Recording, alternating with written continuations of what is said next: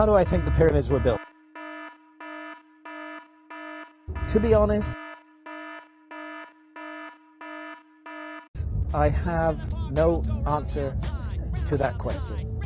And anybody who tells you that he or she knows how the pyramids were built are not telling the truth, because we don't know. We don't know. The Great Pyramid contains a number of mysteries. The Great Pyramid, first of all, is very big. The Great Pyramid weighs 6 million tons. We can calculate that from its mass. It weighs 6 million tons. Its footprint is 13 acres. It's more than 750 feet along each side. It's 481 feet tall. More than 2.5 million individual blocks of stone were used in its construction. But it's not just big, it's really, really precise. The Great Pyramid is locked in to the cardinal dimensions of our planet. The Great Pyramid is targeted on true north, within 3/60ths of a single degree. Now, no modern builder would create a large building and add onto his or her shoulders the additional burden of aligning it to true north within a fraction of a single degree. They just wouldn't get it. They wouldn't understand why it was important to do that. But something drove the builders of the Great Pyramid to go to a very great additional trouble, not only to create this massive, imposing monument, but also to lock it on to true north. And then other things, to incorporate into its dimensions the dimensions of our planet.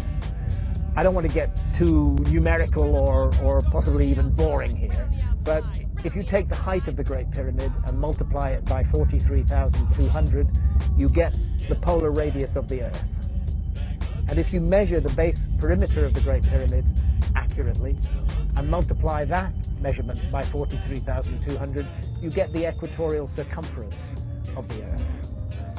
In other words, for thousands of years, through times, through dark ages, when human beings didn't even know they lived on a planet, never mind its dimensions, that monument has encoded and speaks out the dimensions of our planet on a scale of 1 to 43,200. And the scale is not random.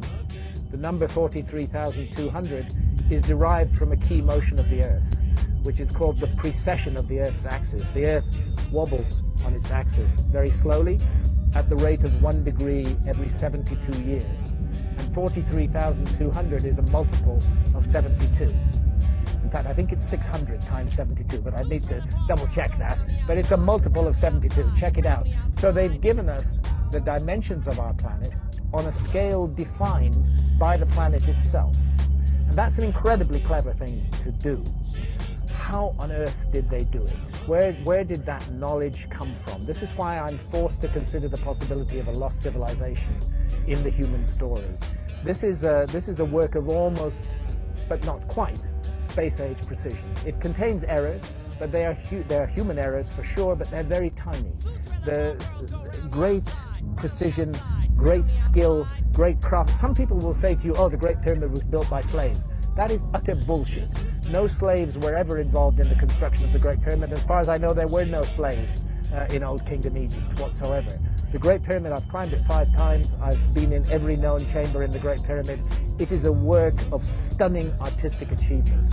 You're looking at the work of masters of architecture at the peak of their skill. Not an unwilling labor force, but people who gave their labor to that work with love and with care and with attention. There are blocks of stone weighing 70 tons that have been raised more than 300 feet above the ground. And we're not talking a couple of blocks, we're talking dozens of blocks of that weight. The average block weighs about 2.5 tons.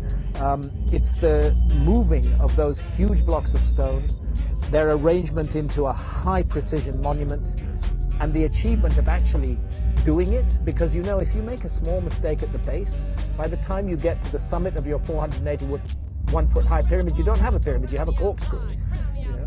They got it all right, and nobody today can explain how they did it, with the knowledge that is supposed to have been available in ancient Egypt in the Old Kingdom, and with the tools that are supposed to have been available. And that's why I can't help feeling that we are missing some chapter from the human story.